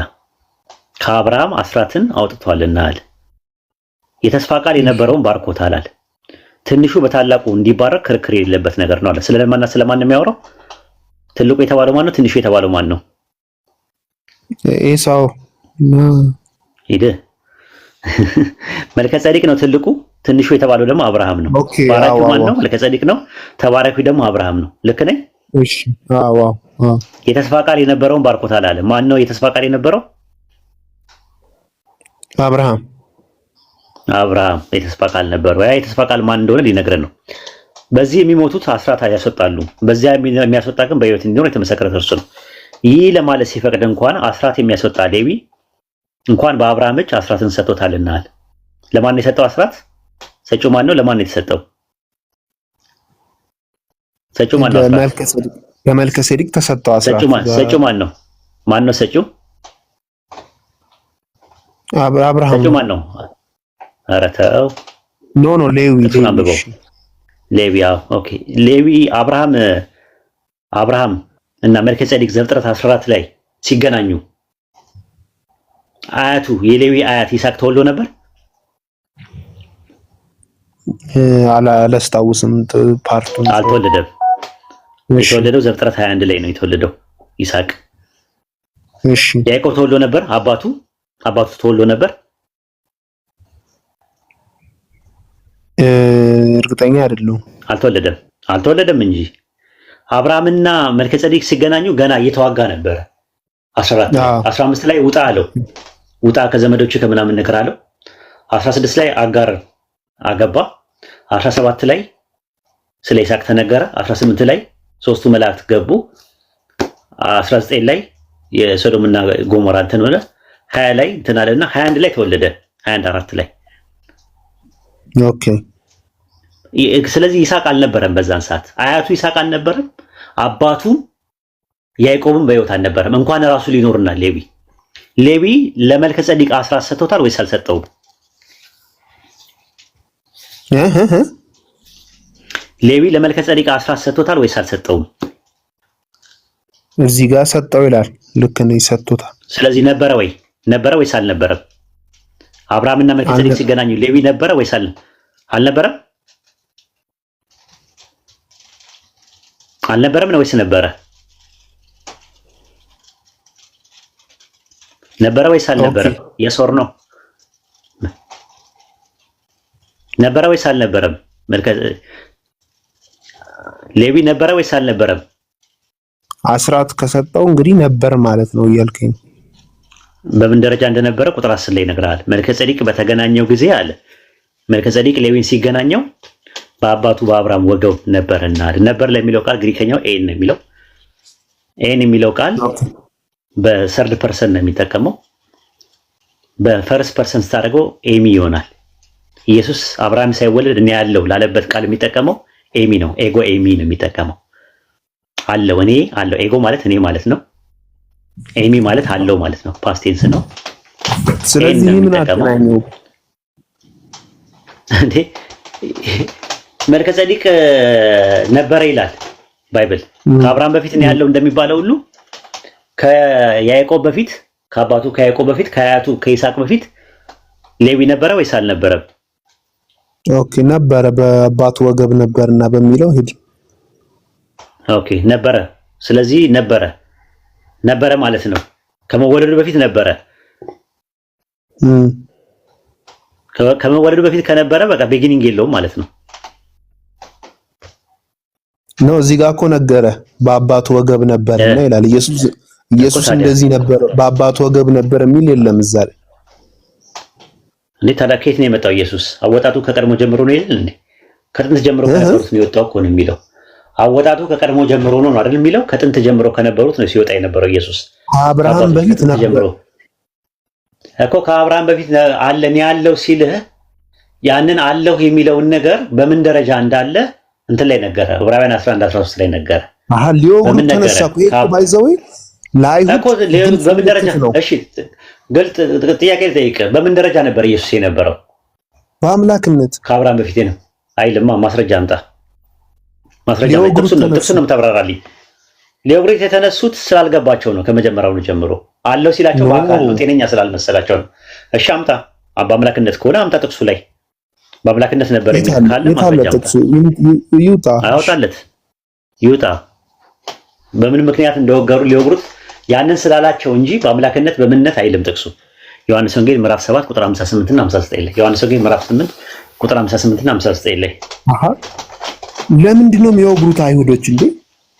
እኮ እሱን ነው እኮ የምልህ። አንተ ነህ መመለስ ያለብህ። አንተ በአምላክነት ላልክበት ማስረጃ ትጠኛለህ እኮ። በአምላክነት እኮ ማስረጃ አምጣ። በእነሱ ስርዓት አይደለም ራሱ በእነሱ ስርዓት የሚለውን ተወውና ለምን እንደሚወግሩት እዚህ ጋር ጥቅሱ ላይ አውዱ ላይ ንገረኝ። በአምላክነት ላልክበት በጣም ግልጽ እኮ ነው። አይሁዶች የሚወግሩት ብላስፌመስ የሆኑ ንግግሮች ሲናገሩ ነው። ሰዎች ምን ሲናገሩ? ለምሳሌ ከብሉይ ኪዳን አምጣ እናስገባኝ። ራሳቸውን ከአምላክ ጋር ሲያስተካክሉ የአምላክን ክብር ሲነኩ ጥቅስ ስጠኝ። ብሉይ ኪዳን ላይ አውጣና የሚያስወግር የሚባለው ነገር ብላስፌሚ የሚባሉ ነገሮች የትኞቹ ናቸው? ለምሳሌ ወንጌላት ላይ አለ። ወንጌላት ላይ ኢየሱስን ሌላ ቦታ ላይ የጠየቁት ጥያቄ አይሁዶች ሊወግሩ የሚችሉበት ምክንያት በዚህ ምክንያት ነው ተብሎ ብሉይ ኪዳን ላይ የተቀመጠ ነገር ካለ ብላስፌሚ የሚባለው ነገር ከምን አንፃር እንደተባለ የአይሁዳኖችን ሕግ ነው። አዲስ ኪዳን ላይ አምጣና አሳየኝ። አዲስ ኪዳን ላይ ታሳየኝ። እዚህ ጥቅስ ላይ አሳየኝ። እዚህ ጥቅስ ላይ አለ እኔ ያለው ሲል ኢየሱስ በአምላክነት ደረጃ ነው የሚል እዚህ ጥቅስ ላይ አለ ወይስ የለም? ለምን ወገር? እሺ ለምንድን ነው ሊወግሩት የሚነሱት? ሌላ ጊዜ ልጠይቅ። እኔ ያለው ስላላቸው ቆይ አይደለም። እዚህ ላይ እዚህ ጥቅስ ላይ እኔ ያለው ስላላቸው ነው። ስለዚህ በደንብ ስማኝ። እኔ ያለው ምንድነው? አካላዊ ነው ያልከኝ ቅድም። አካላዊ ነው ብለው ነው ያመኑት ማለት ነው አይደለም? እነሱ ትክክል አይደሉማ፣ ተሳስተዋል። አየህ፣ ተሳስተዋል። ከመጀመሪያው ጀምሮ ተሳስተዋል ያልኩ ለዛ ነው። ዮሐንስ ወንጌል ስትመለከተው ምዕራፍ 8 ከቁጥር 51 ጀምሮ ስትመለከት በእያንዳንዱ ነገር ይተሳሳቱ ነበር። ቃልን የሚጠብቅ ለዘላለም ሞትን አያይም ሲል እነሱ ቃል በቃል አካላዊ ሞት ነው የመሰላቸው። አብርሃም አይቶኛል እኔንም ሲለው ቃል በቃል በስጋ አይን ነው የመሰላቸው። ከዛ በኋላ ደግሞ አሁንም እኔ ያለው ሲላቸው ቃል በቃል ነው የመሰላቸው። ተሳስተዋል ሶስቱንም። አሁን የጠየቁት ጥያቄ ኢየሱስ እኔ እውነት እላቸዋለሁ አብርሃም ሳይወለድ እኔ ያለው ሲል በምን ደረጃ ነው አንተ በምን ደረጃ ነው ይሄንን ጥቅስ ፍታልኝ 58 ላይ ያለውን እኔ ሳይወል አለው ሲል በአምላክነት ደረጃ ነው ያልክበትን አንተ ደግሞ ጥቅስ ማስረጃ ታመጣለህ። እኔ እኮ ግልጽ ነው ማለት እዛው ላይ እኮ የተቀመጠ ነገር ነው። የመጽሐፍ ቅዱስ ጸሐፊዎች 59 ላይ ስለዚህ እኮ ስለዚህ ሊወግሩት ድንጋይ ያነሱ ይላል እኮ ድንጋይ ያነሱ። አንተ ባልከኝ መሰረት ከሆነ እኮ ወሂድ አይሁዶች ሌዊ ምንድነው በወገቡ ሆኖ አስራት አወጣ የሚለውንም ሊቀበሉ ይችላሉ። ስለዚህ ፕሮብሌም አይኖራቸውም ነበር። አይቀበሉም። መቀበላቸው በምን አረቦክ?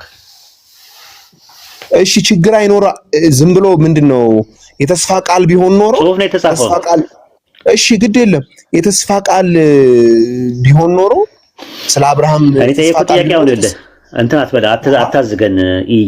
ምንድነው ማድረግ ያለብህ?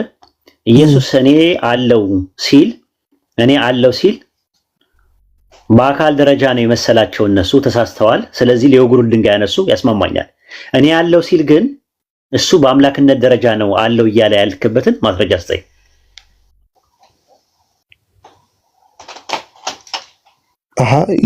የተጠየቀው በምንድን ነው? ኢየሱስ የተጠየቀው ጥያቄ እነሱ የሚጠይቁት ጥያቄ አካላዊ ነገር ይወሰ እኮ ተከላክላቸዋለሁ ብሎ ነገራቸው። በአካል አይደለም ያለው። ምክንያቱም ከመጀመሪያውኑ ጀምሮ ስለሞትም ሲያወራ እዚህ ጋር ግን በአካል ነው ያወራው እንዴ? በምን ለወቅ ማስረጃ ስጠኝ ነው እኮ የምልህ። እንትኑ ራሱ እኮ ይነግራል። እውነቱን እላችኋለሁ ከአብርሃም ሳይወለድ እኔ ያለው አላቸው እኮ። በምንድን ነው እኔ ያለው ያለው? በምን ደረጃ ነው ያለው? እሱን አልነገርከኝም አንተ እኮ። አካላዊ እንደሆነ ግን ተማምናል። መጀመሪያም እኮ ብለኸኛል። አካላዊ አይደለም እነሱ ናቸው የተሳሳቱት። አካላዊ ስለመሳቸው ሊወግሩት ድንጋይ ያነሱ። ከመጀመሪያውኑ ጀምሮ እነሱ የሚወስዱት ሶስቱንም ሞትንም ማየትንም እኔ ያለውም ሲል ሶስቱንም አካላዊ ነው የወሰዱት። ሶስቱንም ግን ተሳስተዋል። ሁለቱም ተሳስተው የኛው ትክክል ናቸው ተብሎ አይባልም። እንደዛ አይባልም። አሁን የጠየቁ ጥያቄ መልስልኝ። ሌላ ቦታ አታዝገኝ። 58 ላይ እኔ አለው ሲል ኢየሱስ በአካል በእንትን ደረጃ በአምላክነት ነው የሚለውም ከየት ጥቅስ አመጣ? እዚህ ጋር እሺ መጀመሪያ አካላዊን እንተማመን። የተጠየቀው አንተ አሁን አካላዊ ነገር ተጠይቀህ እውነት እላችኋለሁ ብለህ የምትመልሰው አካላዊ መልስ ነው። ሊወግሩት ድንጋይ ያነሱት አካላዊ ስለመሰላቸው ነው። እሱ ግን አካላዊ አይደለም የተናገረ ያለው ነው የኔ ነጥብ። አንተ ደግሞ አካላዊ ነው ካልክ ማስረጃ እዚህ ጥቅስ ላይ አምጣና አሳየኝ። እኔ ያለው የሚለውን አስረዳው። በምንድን ነው ያስረዳው? ቅድም ዕብራውያን ምዕራፍ 13 ምዕራፍ 11 ቁጥር 13 ላይ እነዚህ ሁሉ አምነው ሞቱ፣ የተሰጣቸውን የተስፋ ቃል አላገኙትምና አለ። የተስፋ ቃል ደረጃ ነው። ልክ ሌዊ ቅድም የተስፋ ቃል የነበረው ባርኮታል ሲባል ሌዊ በአብርሃም ወገብ ውስጥ የነበረው በተስፋ ቃል ደረጃ ነው። እነዚህ ሰዎችም የተሰጣቸውን የተስፋ ቃል አላገኙትምና ዳሩ ግን ከሩቅ ሆነው አዩት ይላል። ያዩት በአካል ነው ወይስ በማራይ ነው ወይስ በፍካራይ ነው ስል በፍካራይ ነው አልከኝ። ያዩት ከአብርሃም በፊት አይተውታል እነሱ። ስለዚህ ከአብርሃም በፊት ስላዩት እነሱ እውነት እላቸዋለሁ አብርሃም ሳይወለድ እኔ አለው አለ። የሚያወራው ስለ ተስፋ ቃል መሆኑ ይህን መረጃ መጣው። አንተ ደግሞ ዮሐንስ ወንጌል 8:58 ላይ እኔ አለው የሚለው አምላክነቱን ለማሳየት ነው ብሎ እንደዛ ብሎ የፈታ የአዲስ ኪዳን ከሐዋርያትም ከነቢያትም መካከል ወይም ደግሞ ከራሱ ከኢየሱስ ክርስቶስ ንግግር አምጥተህ ይሄው ይሄን የፈታበት ኢየሱስ ይሄን ጥቅስ የፈታበት በዚህ መልክና ልክ ነው ብለህ አምጥተህ አሳየኝ።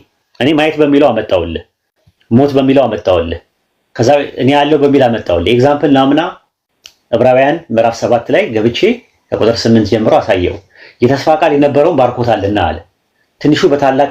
ትንሹ በትልቁ እንዲባረክ ክርክር የሌለበት ነገር ነው አለ። ባራኪው መልከጼዴቅ ነው፣ ተባራኪው ደግሞ አብርሃም ነው። በአብርሃም ደግሞ ምን ውስጥ ነበረ? ወገብ ውስጥ ሆኖ ለመልከጼዴቅ አስራት ሰጥቶታል። መልከጼዴቅ ሌዊን በተገናኘው ጊዜ አለ በአባቱ ወገብ ነበረና አለ።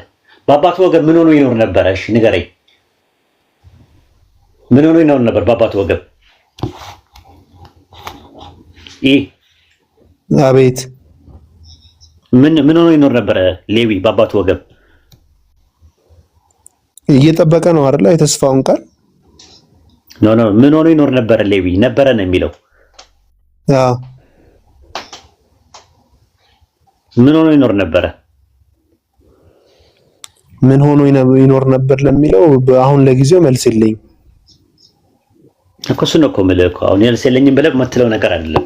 አየህ ልክ እንደዚህ አይነት ነገር አለ እና አሁን ወደ ኢየሱስ ክርስቶስ ስትመጣ ዮሐንስ ወንጌል ማነው ሮሜ 9:5 ላይ ያወጣለት አንዴ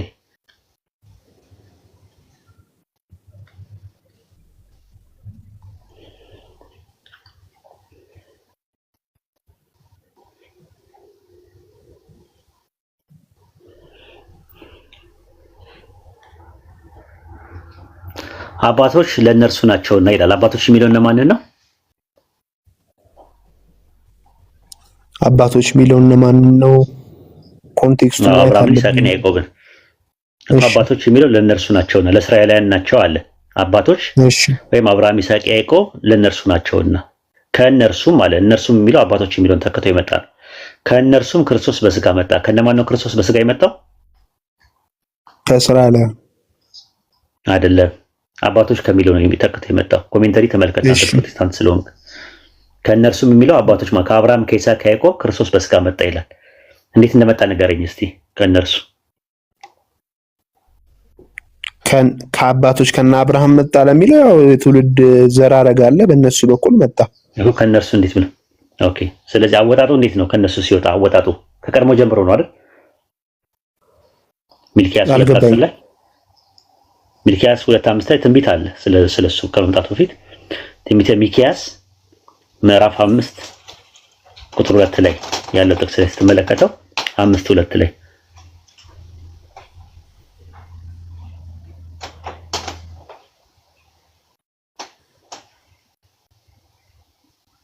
ሚልኪያስ 5:2 ላይ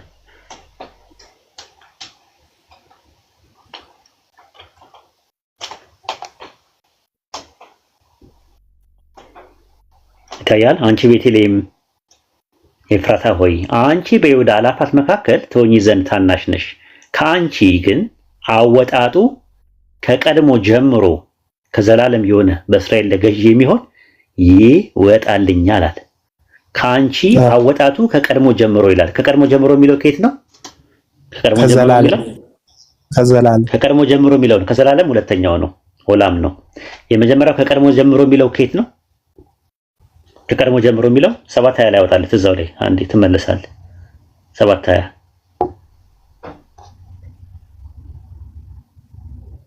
ከቀድሞ ጀምሮ የሚለው እንድትረዳው ስለፈለኩኝ ነው። ይታያል። ከቀድሞ ዘመን ጀምረ ለአባቶቻችን የማልክላቸው እውነት ለያዕቆብ ምሕረትን ለአብርሃምም ታደርጋለህ አለ። ከቀድሞ ዘመን ጀምሮ ኢየሱስ የወጣው የተመዘዘው ኢቭን ከአብርሃም በፊት ሁላ ነበረ። ራሱ ከአብርሃም በፊት የነበረው ግን ተመዞ የመጣ ነው። ራሱ የምድር አሕዛብ ሁሉ ይባረካሉ የሚል የተስፋ ቃል ነበረ ኢየሱስ። ያ የተስፋ ቃል ከአብርሃም በይስሐቅ በያዕቆብ በእሴይ በምን አድርጎ አወጣቱ ከቀድሞ ጀምሮ ከጥንት ጀምሮ ነው አለ። ከዘላለም ደግሞ ይላል ራሱ። ዘላለም የሚለው ቃል የዕብራይስጥ ቃል ኦላም ነው የሚለው። ኦላም ማለት ጥንት ጊዜን ለማመልከት ይመጣል። ለምሳሌ የዘላለም ተራሮች ይላል ባይብል። ተራሮች የዘላለም ተራሮች ሲባል ምን ማለት ነው ትርጉሙ? የዘላለም ተራሮች ሲባል ጥያቄ ነው የጠየቅኩ። የዘላለም ተራሮች ሲባል ምን ማለት ነው ትርጉሙ? የዘላለም ተራሮች፣ የዘላለም ኮረብቶች ምናምን ሲል ዕንባቆም 3:6 ላይ ኢለት እስቲ አኮን እንድትረዳው ጥንት ማለት ነው ትርጉሙ። ዕንባቆም 3:6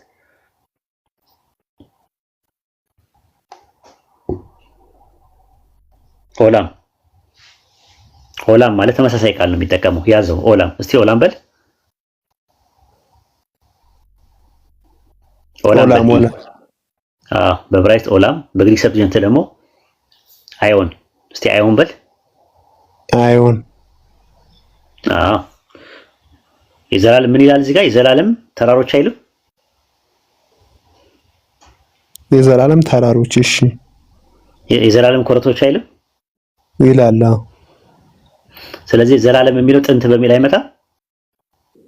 ኦኬ ጥንት ነው የሚለው ቃል እሺ። ጥንት ከጥንት ከዘላለም ጀምሮ ማለት ከጥንት ጀምሮ ነው አወጣጡ። ኢየሱስ ከጥንት ጀምሮ ነበር የሚሆነው ማለት ነው። እና ሉቃስ 1:7 ላይ ይነግርሃል ከማን እንደሚጀምር።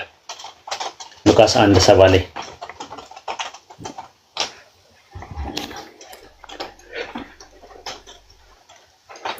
እዚህ ጋር አርጊውመንት ራሱ ቅድም ካነሳልኝ ጋር እርስ በርሱ ይጋጫል። አይጋጭም። እስቲ ንገረኝ እንዴት እንደሚጋጭ። እኔ ነው ያለው አይደል? ኢየሱስ ማንነትን ነው የሚያመለክተው ነው ያልኩኝ ቅድም እኔ። አዎ ይናገራል። አያቢን ለፓስት ይሆናል እኮ ኤጎ። ስለዚህ ስለ ተስፋ ቃል ስለ ራሱ ነው እንጂ የሚያወራው ስለ ተስፋ ቃል የሚያወራ ነገር የለም እኮ። ያ የተስፋ ቃል እኮ ማንነት ነው የሚሆነው። ምንነት አይደለም። የተስፋ ቃል እኮ የተስፋ ቃል ነው። ማንነት ነው የተስፋ ቃል እኮ ወደ ቪዚብል ነው የሚመጣው። ማንነት ነው የሚሆነው የተስፋ ቃል። እንትና ሌዊ የተስፋ ቃል የነበረውን ባርኮታል ሲባል ሌዊ ማንነት ነው ወይስ ምንነት ነው?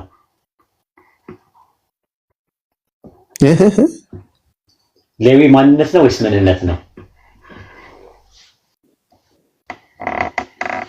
ሌዊ ማንነት ነው ወይስ ምንነት ነው? ከሱ ጋር እንዴት ይገናኛል? ሌዊ የምትለው ማንነት ነው ወይስ ምንድን ነው? ምንነት ነው። እኔ ያው ማንነት ነው ወይስ ምንነት ነው? ወይድ ምንድን ነው? ማንነት ነው ወይስ ምንነት ነው? ለምሳሌ ወይድ ማንነት በቃ እንደዛ። ሌዊ ምንድን ነው? ማንነት ነው ወይስ ምንነት? ማንነት ነው። ግን የተስፋ ቃል ምንድን ነው ታዲያ? እኮ በተስፋ ቃል እኮ ቪዚብል የሚሆነው ነው። ኢንቪዚብል የነበረው ወደ ቪዚብል ነው። ለምሳሌ ገላትያ 3:16 ላይ ለአብርሃም እና ለዘሩ የተስፋ ቃል ተነገረ። ቆይ አንዴ አዳምጠኝ እሺ። ገላትያ 3:16 ላይ ለአብርሃም እና ለዘሩ የተስፋ ቃል ተነገረ። ስለ ብዙዎች እንደምናገር ለዘሮች አይልም። ስለ አንድ እንደሚነገር ግን ለዘር ይላል። እሱም ክርስቶስ ነው ይላል አይደል? አዎ። ስለዚህ ክርስቶስ ነው አይደል የተስፋ ቃል? አዎ። ክርስቶስ ማንነት ነው ወይስ ምንነት ነው? እንደ ባይብሉ ክርስቶስ ማንነት ነው ወይስ ምንነት ነው? ማንነት ነው ወይስ ምንነት ነው? ክርስቶስ ማንነት ነው። ስለዚህ ልክ ነኝ ማለት ነው። አሁን ወደ ነጥባችን እንመለስ። ተመለስ ወደ እንትኑ ማለት ነው። ወደ ነበርንበት ወደ ቀደሙ ማለት ነው። ሉቃስ 1:7 ላይ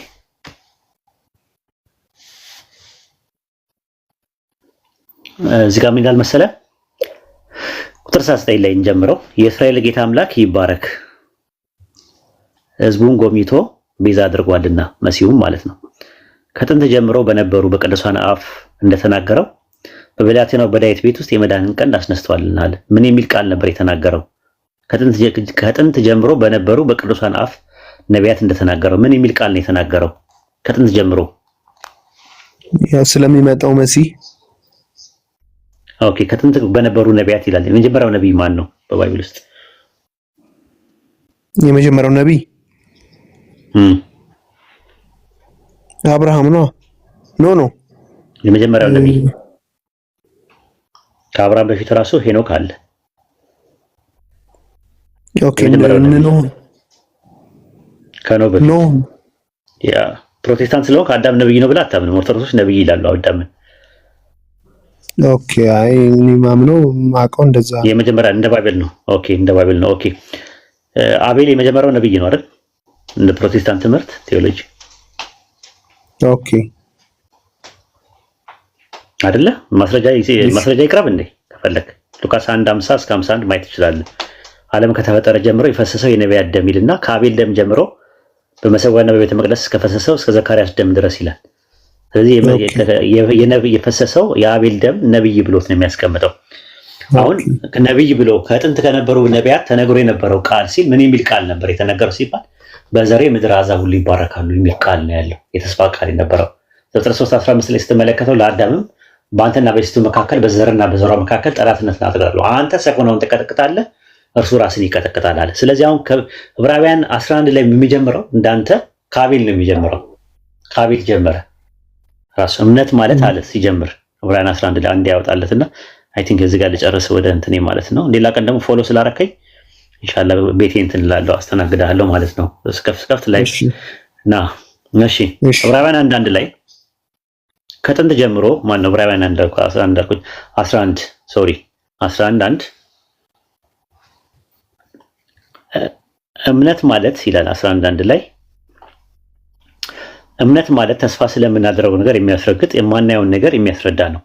ለሽማግሌዎች ወይም ለአባቶች የተመሰከረው በዚህ ነውና አለ። ለአባቶች ከዛ ዓለሞች በአምላክ ቃል እንደተዘጋጁ ስለዚህ የሚታየው ነገር ከማይታየው እንደሆነ በእምነት እናስተውላለን። አቤል ከቃየል ይልቅ የሚበልጥ መስዋዕት ተቀበለ። ከማን የጀመረው አባቶች ብሎ? ከአቤል ነው የጀመረው። ክርስቶስ ከእነርሱ በስጋ ምን አለ ይላል? ከአባቶች መጣ አለ። ከአቤል ነው የሚጀምረው። አየህ አቤል ከቃየል ይልቅ ይልና ከዛ ሄኖክ፣ ከዛ አብርሃም ቁጥር 7 ላይ፣ ከዛ ማን ነው ኖህ ቁጥር 8 ላይ አብርሃም ያወራና ከዛ ቁጥር 13 ላይ ስትመለከተው እነዚህ ሁሉ አምነው ሞቱ፣ የተሰጣቸውን የተስፋ ቃል መሲሁም ማለት ነው አላገኙትም። ዳሩ ግን ከሩቅ ሆነው አዩትና ተሳለሙት ይላል። አዩትም ተሳለሙትም ሰላምታ ሰጡት ይላል። ማየትና ሰላምታ መስጠት ፊገራቲቭ ነው ወይስ ሶሊድ ነው የወሰድከው? ፊገራቲቭ ነው። ፊገራቲቭ ነው። ማየት ግን ተሳለሙት ይላል፣ ሰላምታ ሰጡት አለ። ማን? መሲሁን። ስለዚህ መሲሁ የተስፋ ቃል ሆኖ የነበረው ከነርሱ ነው በስጋ የመጣው። አወጣቱ ከቀድሞ ጀምሮ ነው፣ ከጥንት ጀምሮ ከነበሩ አባቶች ነው የወጣው። አወጣቱ ከነሱ ነው፣ ራሱ ከጥንት ጀምሮ የወጣ ነው። ከቀድሞ ዘመን ጀምሮ ነው ሲወጣ የነበረው። ከአብርሃም ልክ እንትን ላይ ሚክያስ 7:20 ላይ እንደምታየው ማለት ነው። ለአብርሃም ለይስሐቅ ለያዕቆብ ከጥንት ጀምሮ ቃል ገብቶ ነበረ። ያ ቃል የተስፋው ቃል በአብራካቸው ነበረ። መሲሁ ኢቭን አብርሃም ከመወለዱ በፊትም ነበረ። በማ ነበረ? በሄኖክ አብራክ ውስጥ ነበረ። በአቤል አብራክ ውስጥ ነበረ። የነበረ ነው ራሱ። ለዛ ነው ዮሐንስ ወንጌል ምዕራፍ 1 ቁጥር 1 ላይ ኤን አርኬ ኤን ሆሎጎስ ይላል። በመጀመሪያ ቃል ነበረ። ካይ ሆሎጎስ ፕሮስቶን ቲዮን ይላል። ቃልም በእግዚአብሔር ዘንድ ነበር ይላል። ካይ ቲዮስ ኤን ሆሎጎስ ይላል። ቃልም እግዚአብሔር ነበረ። እግዚአብሔር የሚለውን የግሪከኛው ቴዎስ ነው የሚጠቀምበት። ቴዎስ ይልና ቴዎስ ማለት ልክ ሁለተኛ ቆሮንቶስ 4:4 ላይ ሰይጣን የዚህ ዓለም አምላክ ነበር ይላል። ቴዎስ ይላል። ሆቴዎስ ይለዋል። የዚህ ዓለም አምላክ የሚለውን ዮሐንስ ወንጌል 12 14 16 ላይ ደግሞ የዚህ ዓለም ገዢ ይለዋል። ከጥንት ጀምሮ የነበረው ያ ነገር ያ ቃል ምን ነበረ? ገዢ ነበር። ትንቢተ ሚክያስ ምዕራፍ 5 ቁጥር 2 ላይ አወጣጡ ከቀድሞ ጀምሮ የሆነ ገዢ ባንቺ ላይ ይመጣልኛል አለ። ዘፍጥረት 49 10 ላይ ስትመለከተው ይሁዳ የአንበሳ ደቦል ነው፣ ገዢ የሆነ ከሱ ይመጣላል።